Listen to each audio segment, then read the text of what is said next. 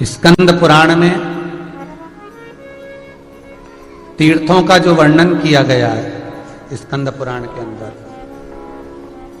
एक एक तीर्थ का अलग अलग वर्णन स्कंद पुराण के अंतर्गत किया गया है।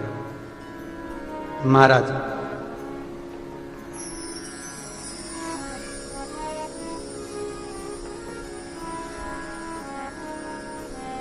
भारत की भूमि पर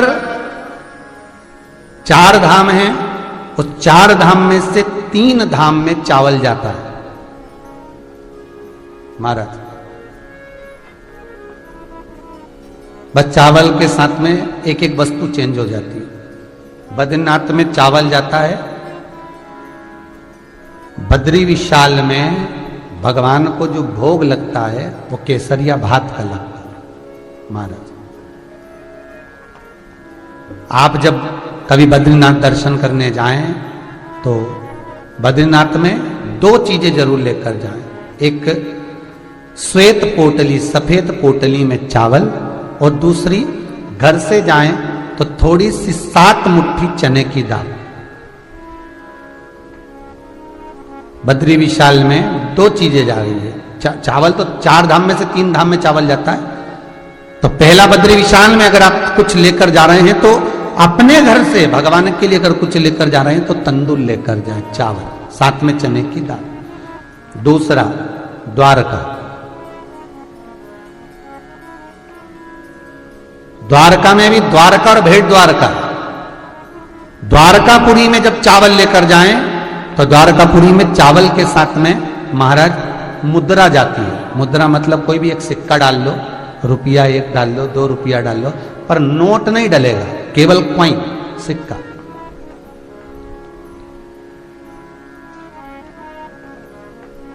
सिक्का डाल लो। ये द्वारका की बात है। और भेंट द्वारका में जो चावल दिया जाता है वहां केवल 11 मुट्ठी चावल का दाना है। यहां द्वारका में आप कितना भी चावल दें उससे कोई मतलब नहीं है कि आप ज्यादा दें कि कम दें, पर तो भेंट द्वारका में 11 मुट्ठी चावल, 11 मुट्ठी चावल का स्मरण भेंट द्वारका में। महाराज भेंट द्वारका में जो चावल जाता है 11 मुट्ठी, वो लाल वस्त्र में जाता है, श्वेत वस्त्र में नहीं जाता भेंट द्वारका में। और आप द्वारका जी में दूध दें, सफेद वस्त्र में दें, पीले में दें, तुम्हारी मर्जी हो, वस्त्र में दें ना दें, ये आपके ऊपर, वो आपका मन। पर भेंट द्वारका में जो चावल जाता है वो लाल वस्त्र में जाता है। तीसरा जगन्नाथपुरी में भी चावल का दान होता है, जगदीश में भी चावल। पर जगन्नाथपुरी में जो चावल जाता है उस चावल के साथ में श्रीफल, वो भी जल भरा हुआ, नारियल जो होता है पानी भरा हुआ, वो जगन्नाथपुरी में चावल के साथ में दे देना चाहिए। अब तीनों जगह का भाव समझ लीजिए, फिर चौथी जगह पहुंचे। बद्रीनाथ में जो तुमने चावल दिया वो क्यों दिया?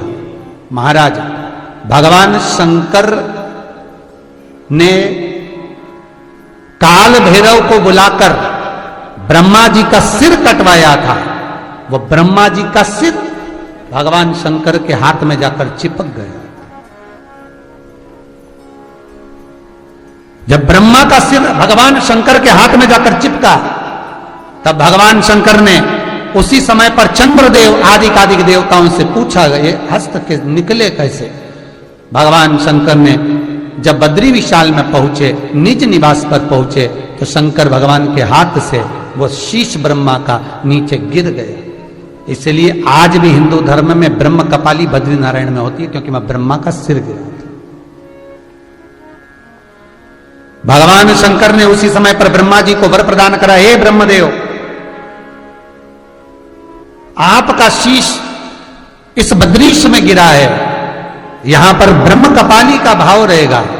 कोई अपने पूर्वजों के लिए 7 पीढ़ी, 11 पीढ़ी, 21 पीढ़ी में भी अगर यहां ब्रह्म कपाली नहीं कर गया, अगर एक अक्षत का दाना भी, चावल का एक दाना भी अगर बद्रीश के मंदिर में पहुंचेगा, अलकनंदा को पार कर कोई बद्रीश को जाएगा।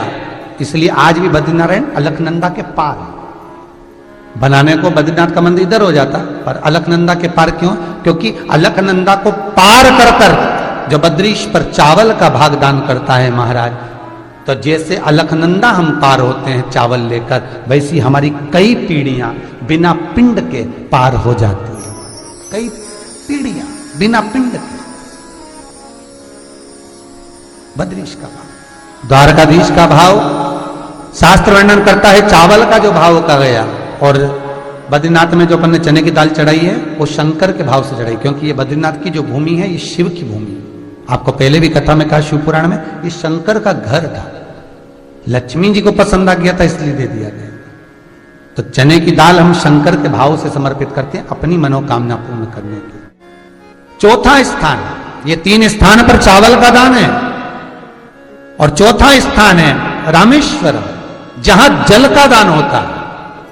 महाराज, गंगा जल लेकर जाओ, भले एक डब्बी में लेकर जाओ, थोड़ा सा लेकर जाओ, पर रामेश्वरम में जल का दान कर कर।